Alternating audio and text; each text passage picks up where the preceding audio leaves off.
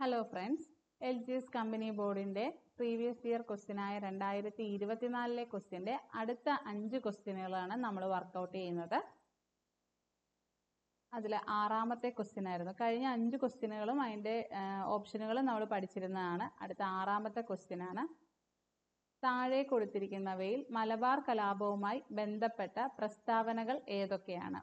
താഴെ കൊടുത്തിരിക്കുന്നവയിൽ മലബാർ കലാപവുമായി ബന്ധപ്പെട്ട പ്രസ്താവനകൾ ഏതൊക്കെയാണ്? പ്രസ്താവനയിൽ 1 മാപ്പിള കലാപങ്ങൾ എന്നറിയപ്പെടുന്നു. 2 മലബാർ സ്പെഷ്യൽ പോലീസ് എന്ന ഒരു പ്രത്യേക വിഭാഗം പോലീസ് സേനയെ കലാപങ്ങൾ അടിച്ചമർത്താൻ രൂപീകരിച്ചു. 3 കലാപങ്ങളെക്കുറിച്ച് പഠിക്കാൻ വില്യം ലോഗൻ കമ്മീഷനെ നിയമിച്ചു.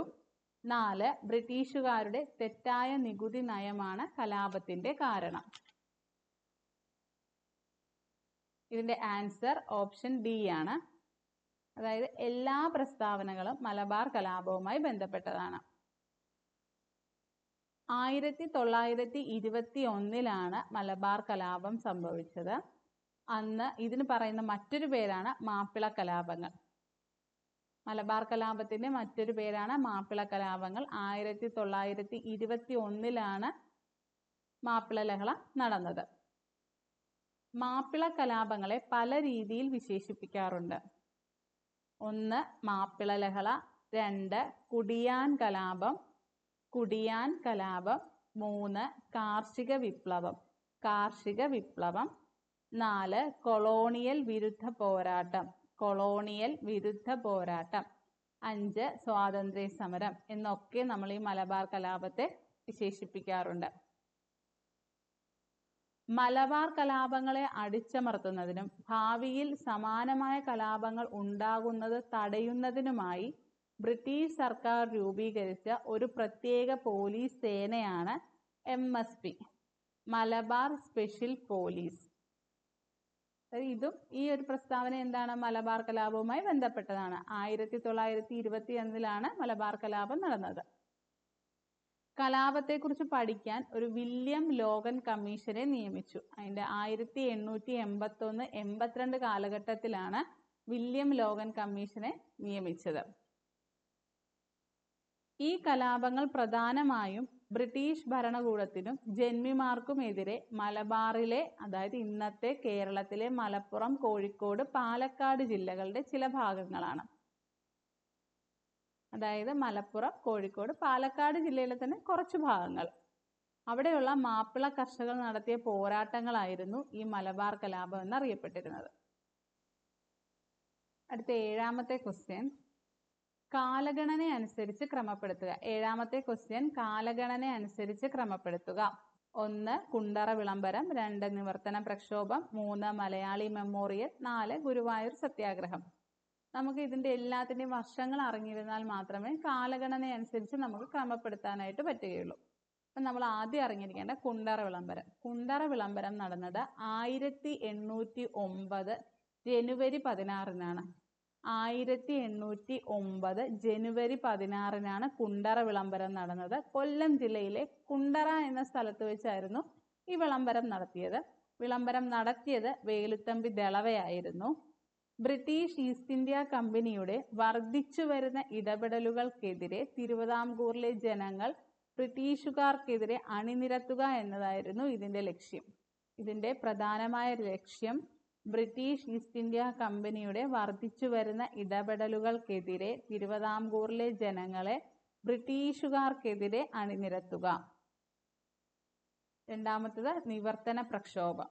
നിവർത്തന പ്രക്ഷോഭം 1932 നിവർത്തന പ്രക്ഷോഭം നടന്നത് 1932 നിവർത്തന പ്രക്ഷോഭം നടന്നത് 1932. അതിന് നേതൃത്വം വഹിച്ചത് C. Kesavan, NV Joseph, PK Kunju തുടങ്ങിയ നേതാക്കളായിരുന്നു. C. Kesavan, NV Joseph, PK Kunju തുടങ്ങിയ നേതാക്കളായിരുന്നു. ഈഴവ, ക്രിസ്ത്യൻ, മുസ്ലിം സമുദായങ്ങളുടെ കൂട്ടായ്മയായിരുന്നു ഇതിനു പിന്നിൽ. നിവർത്തന പ്രക്ഷോഭം 1932 ഇതിന് പിന്നിൽ ഈഴവ, ക്രിസ്ത്യൻ, മുസ്ലിം സമുദായങ്ങളുടെ കൂട്ടായ്മയായിരുന്നു.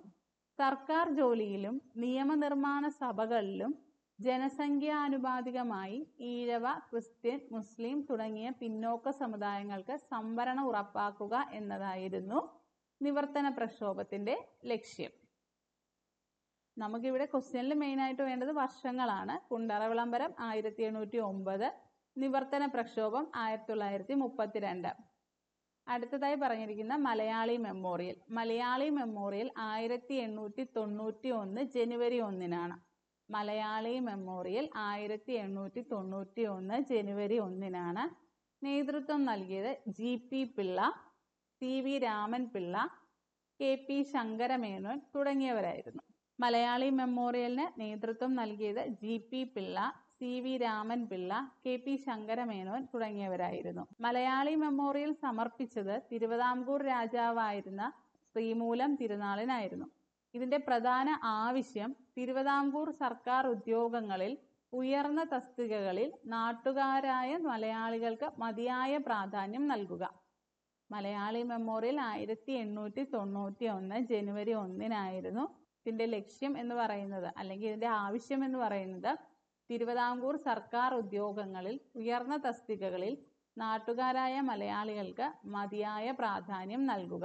അടുത്തതായി നൽകിയിരുന്ന Guruvayur സത്യാഗ്രഹമാണ്.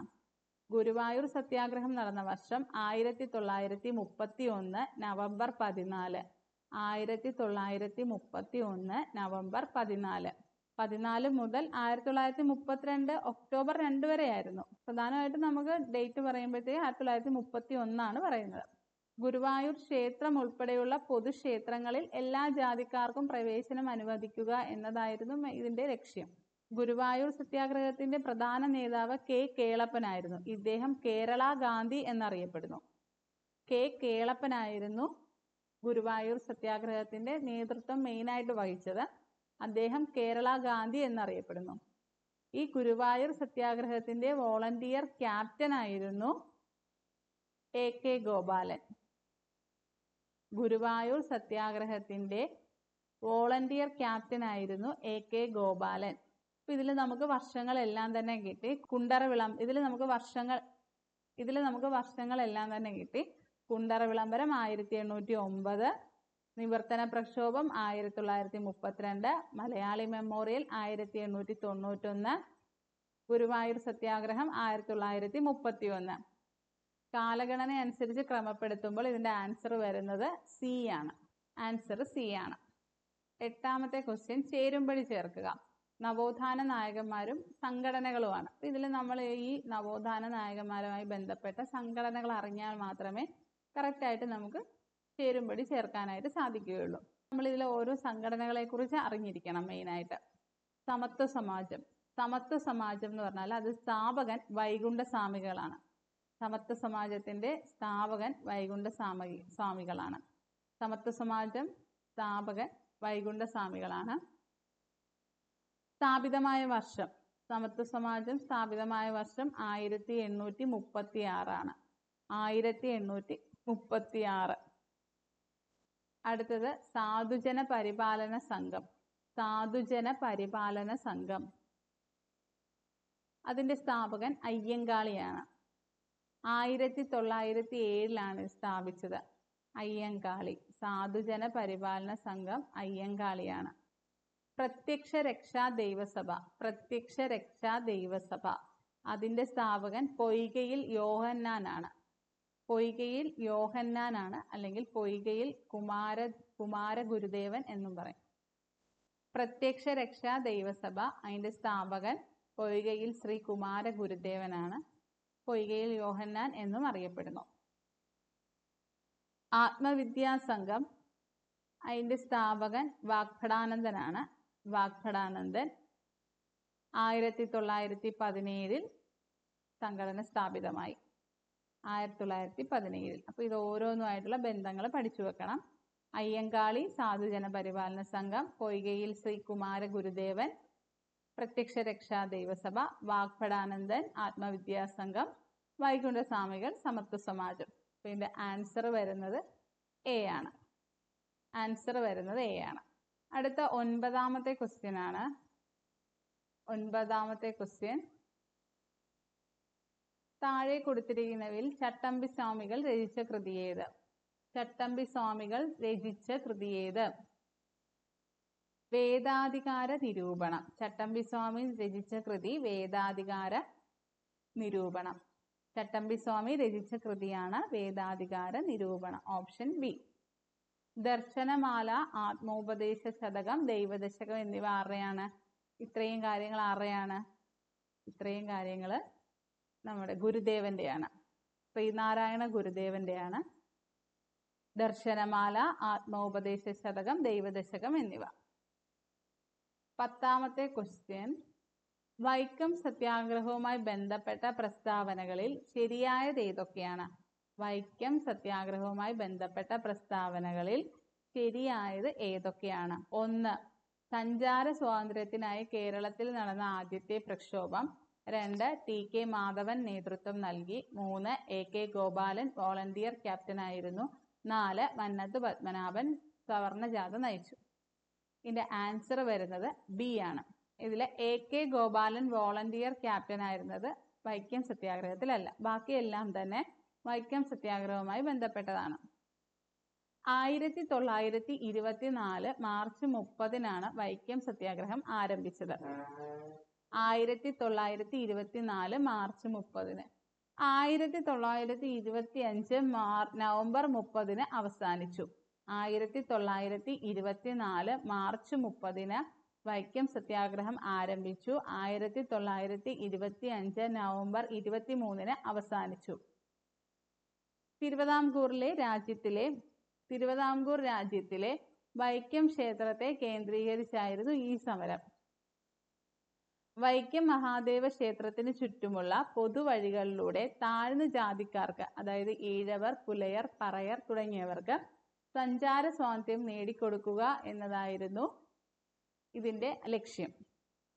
TK. Madhavan, K. Kelappan, CV. Kunhiraman, KP. Kesavamenon ഇവരെല്ലാം തന്നെ വൈക്കം സത്യാഗ്രഹത്തിന്റെ നേതാക്കന്മാരായിരുന്നു. പെരിയോർ ഇ.വി. രാമസ്വാമി നായ്ക്കർ. പെരിയോർ ഇ.വി. രാമസ്വാമി നായ്ക്കർ. ഇദ്ദേഹം തമിഴ്നാട്ടിൽ നിന്നും വൈക്കം സത്യാഗ്രഹത്തെ പിന്തുണച്ച നേതാവാണ്.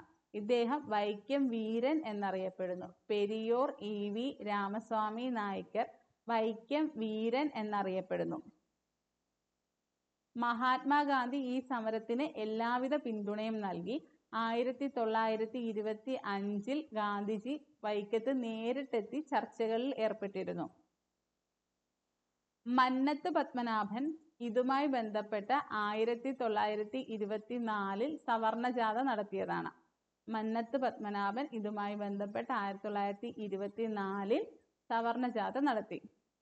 എ.കെ. ഗോപാലൻ വോളണ്ടിയർ ക്യാപ്റ്റൻ ആയിരുന്നത് വൈക്കം സത്യാഗ്രഹത്തിലല്ല, അത് ഗുരുവായൂർ സത്യാഗ്രഹത്തിലാണ്. എ.കെ. ഗോപാലൻ വോളണ്ടിയർ ക്യാപ്റ്റൻ ആയിരുന്നത് ഗുരുവായൂർ സത്യാഗ്രഹത്തിലാണ്. 1931 ക്ഷേത്രപ്രവേശത്തിനായി നടത്തിയ ഈ സമരത്തിലായിരുന്നു. 1931 ഗുരുവായൂർ സത്യാഗ്രഹത്തിന്റെ വോളണ്ടിയർ ക്യാപ്റ്റൻ ആയിരുന്നു എ.കെ. ഗോപാലൻ.